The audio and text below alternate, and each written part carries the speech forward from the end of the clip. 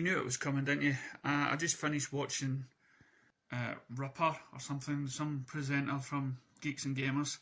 Now, I had followed Geeks and Gamers. I didn't subscribe to them, but they came up on my YouTube channel quite a bit because for a long period of time, you know, they were saying what I wanted people to say about the Star Wars. And they were speaking as though they were fans, as though they were knowledgeable into the ins and outs of movie making. They came across as though they did some research into each and every individual. You know, I mean, they had something against Kathleen Kennedy, and rightfully so. She, you know, doing research yourself, you could see the evidence, you can see it all there. It was plain and simple.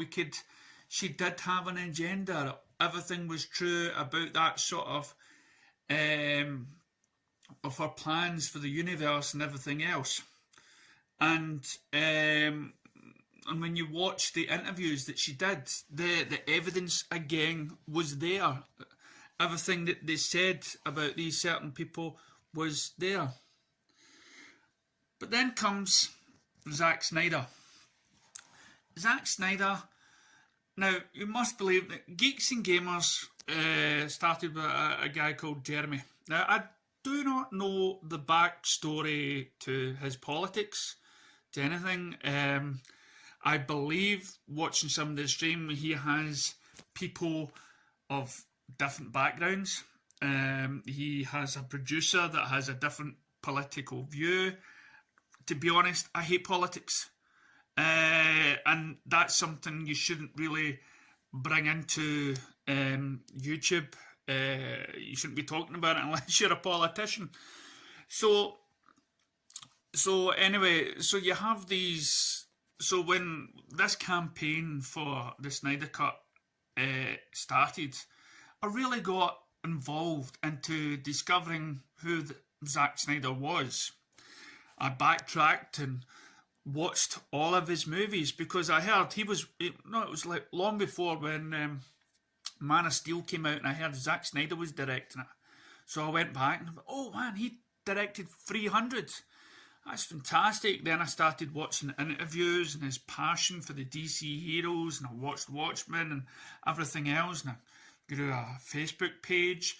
And as the Facebook page grew, more and more people shared stuff with me, knowledge about the man and his movies and his creativity and the backlash against biased critics and everything else. And I found out, you know, his wife and stuff. So I really was starting to know the director the way I sort of know George Lucas and Steven Spielberg. Not that I know them personally, but I've watched so many of the movies and documentaries and stuff that they've done and the interviews that they've done. Once I get to a person that's made movies, I really go and invest my time looking into them and stuff like that. And so now Geeks and Gamers came across as though, well, Jeremy or whatnot, he wasn't a fan of the DC movies, but he claims they still released the Snyder Cut, even though some of the pictures he posted, it looked like a forced smile, but that was just me. But at least he was saying that, at least his words were saying, listen, I don't like his films, I've came out clear as hell, but I support the fans, okay? He's against the sort of the corporate giants, the sort of Hollywood officials and stuff like that. And going through this sort of campaign, you realise that Zack Snyder was put into you know, he had to let it off a duck's back, basically. All of his movies were shortened. The companies basically own a director's backside unless they're a big company into themselves. George Lucas even said at one point, I've became the thing I was fighting against when he was an upcoming director. He's became, you know, the empire. because he now has his own business, which he's sold, and he's retired, and he's fed up with it and everything else. So now, because let's face it, who questions the way an Indiana Jones film gets done? Do you think the studio will give Steven Spielberg a hard time? I don't think so. But most of the directors that have got these artistic, which is backed up by people like James Cameron, who says some of the best directors he's worked with is Zack Snyder. He thinks of him as a visionary. Even in a recent directors interview on YouTube, we had a lot of the big officials of Warner Brothers, Disney, and Sony and whatnot all sitting around the table, and they all admired Zack, which put a sad face on Warner Brothers. I can't remember what the talk was, but so there is a lot of, and Robert De Niro? No, Martin Scorsese even spoke highly of the director and everything else. But here's the thing. Most of these Hollywood so-called elites wouldn't spend time going on YouTube, right?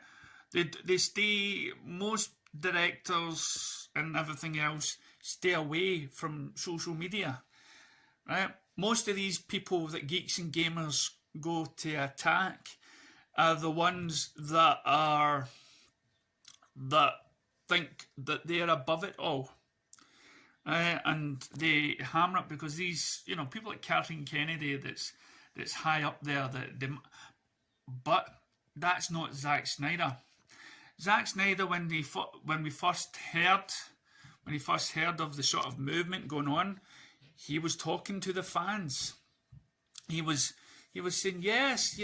He had no idea, no even thought that it would ever be released. But he liked the fact that there were some people out there that liked his work, because at the time, the studio and everybody around him was basically backstabbing him. And his wife and fellow friend director Christopher Nolan went to see the Justice League and told Zack not to see it. It would break his heart. That was the thing. So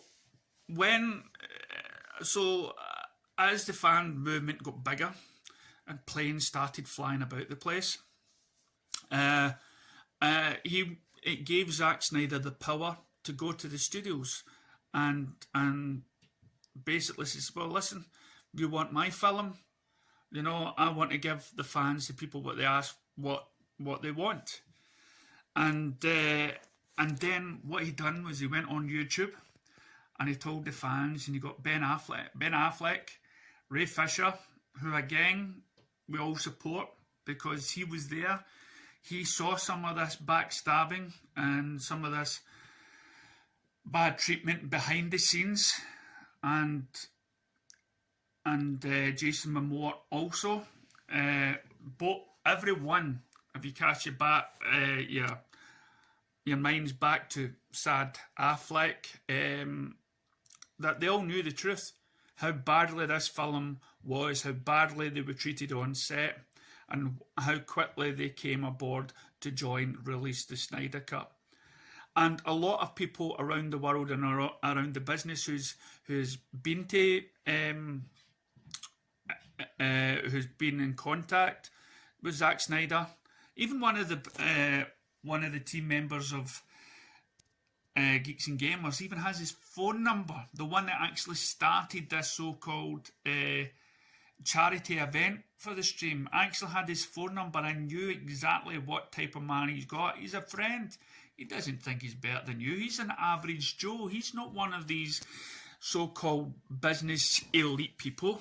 He's just an average guy. He's a director. He's got a family and he's got a job, and he has to, keep within it. And in order for him to do what he loves, he has to sometimes toe the line. He can only fight so much, but if he ever wants to make certain things with studios, he has to toe the line. So he is not one of these big Walter Hamada sort of people. He isn't one of the top brass. He's just a director that wants to show his art. So with all the stories and everything that happened to Zack Snyder behind the scenes, you would think that Geeks and Gamers would understand him, would have researched, about who Zack Snyder was, as he was going basically every and a lot of the YouTube channels, and a lot of the YouTube channels had very small subscriptions. But he was talking to them. He's not better. You want to talk to me about the thing I created? Or, oh, you donated money for the charity. I'll talk to you. Let's all talk together. He would actually go out of his way and talk to fans around the world. And I believe he's still doing today. So when he was actually making this cut, the studio was again telling him what they wanted and what he could not do. Again, this is what I want, but you said I could make this film the way the way I wanted. But again, the studio was taking control. But he tried to get hit. He wasn't allowed to get the Green Lantern out. You know, he was still restrictions. So, not knowing Geeks and Gamers, he was asked to come on to this YouTube channel with this guy, and he said fine, and I believe he spoke to Jeremy, and so as he spoke to Jeremy, he says, I don't care if you like it or dislike it. He says, I'll talk. He says, you're entitled to your opinion. But again, he didn't know the backstory. He's got a lot of things going on. He's got his movie to get released, his premieres, he's got interviews to do. He doesn't have time. This is why, you know, he's got secretaries and everything else. But then the studio, that's right, the studio actually hears that he's going on this YouTube channel. And it's the studio that says, you cannot do this. And Zack Snyder, according to the person that set this interview up, according to what I've heard even from Geeks and Gamers' mouths, that he was arguing that he wanted to go on. this was for charity. This was, you know, he'd promised to do this. He didn't see any problems. And wait a minute, where is the guy's name? Wait a minute. Oh, you got, where is it?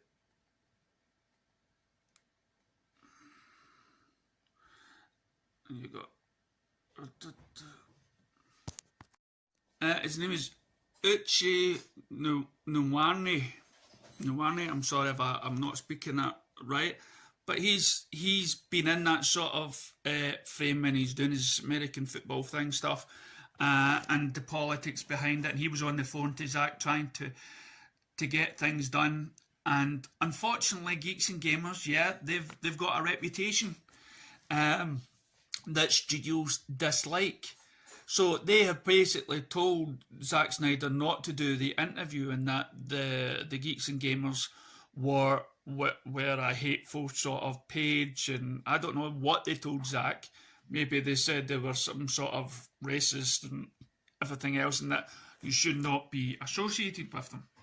So Zack took time and says, well, listen, if you're going to do it, this is what you need to say. You need to distance yourself away from it before you even speak to them, and that's not associated, you know, the charity or whatnot should not be associated with that and everything else. So, of course, Zack, having lost his daughter, who is... you know, comes from an ethnic background, and he's got other daughters and stuff like that, who is, so now, as well, Zack Snyder's not known to be very articulate, like me, that I'm stumbling across my words. He sometimes finds it hard to express himself and explain. He sometimes, when he's trying to explain something, he's like that, and he jumps from one bit to the other. Now, these people that have been following Zack and campaigning should already know about this, and probably should have clarified it all up.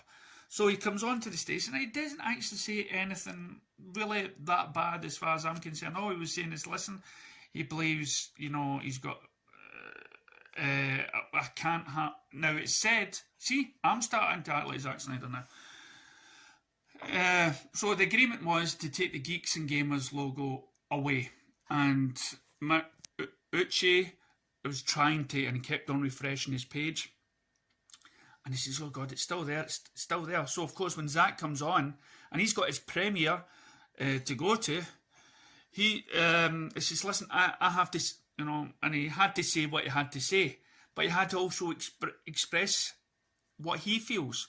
And basically, he expressed that he's not racist, he's not this and that and whatnot. So once that was done and dusted, he carried on with the people, and some of the people that set up, they'd disappear or something. But he carried on for quite a full time. And guess what?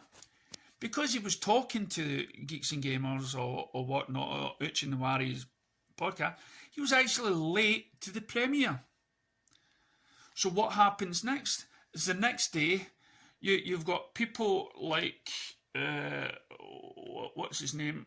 You've got people like RK Outpost.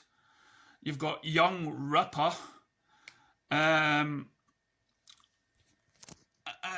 they're all tearing him to bits. Because of that brief little segment that he wrote. Now, of course, he said that in a brief bit, and then he went on and started talking. And then you've got one article coming out, and which sometimes Geeks and Gamers fight against, and they say, "Oh, you're blowing this way out of proportion." But what do Geeks and Gamers do? Oh, they get the clicks and they get the likes by talking about it constantly. And I'm sure that Zack Snyder has contacted him on the phone and whatnot and tried to explain the situation before it went live. Some people make mistakes. I have said so many wrong things at the wrong time in my life, and I've regretted it, and I've apologised for it. And we all got to watch what we say online in case it affects our work. The companies that we work for, we've got to make sure that it's not on social media. We've got to watch who's on social media, because it may affect somebody in the background, their job prospects. So so for everything that you say on social media gets recorded, gets scrutinised and gets attacked. So now we have a Geeks and Gamers channel that's meant to be for the fans, that's meant to be an intellectual sort of YouTube channel that actually understands so-called the people up the top. Well, these so-called people that investigated what happened to Zack Snyder and to the sort of director are now dissing him, and guess what? They're trying to turn the fan base against Zack. See how quickly it turns from saying something as innocent like, I'm not racist. I've got daughters that have, of a different race and stuff like that. And now you have these Geeks and Gamers living up to the stuff that these biased articles have been saying about them. So for me, yeah, it broke my heart. It really did. Seeing people like Ryan Kinnell and whatnot, who's supposedly supported him for all these years, suddenly not getting him, not emphasising, not feeling any empathy for the position that Zack was put in. Oh yeah, you got excited because you were raising money. You were also, Geeks, maybe, as I say, they shouldn't have included Geeks and Gamers, because this was a young guy's idea, this Uchi's idea of collecting money for charity. This was his web stream. And Jeremy done the right thing. He stayed off. He backed off because he wasn't a fan of the Zack Snyder. So don't get me wrong, there were some bits of it that was probably handled very well. But the fact that he came on the next day and talked about it and started putting the director down, and that the whole image of him, who is beloved by loads of people in the industry and the cast and crew of Justice League that really knows the guy, that knows how down to earth that he is, and you're going out your way and you're crucifying him over nothing. So yeah, I stand with Zach. And I'm sorry to say, down with Geeks and Gamers, unless they can somehow, smooth it over. Thank you.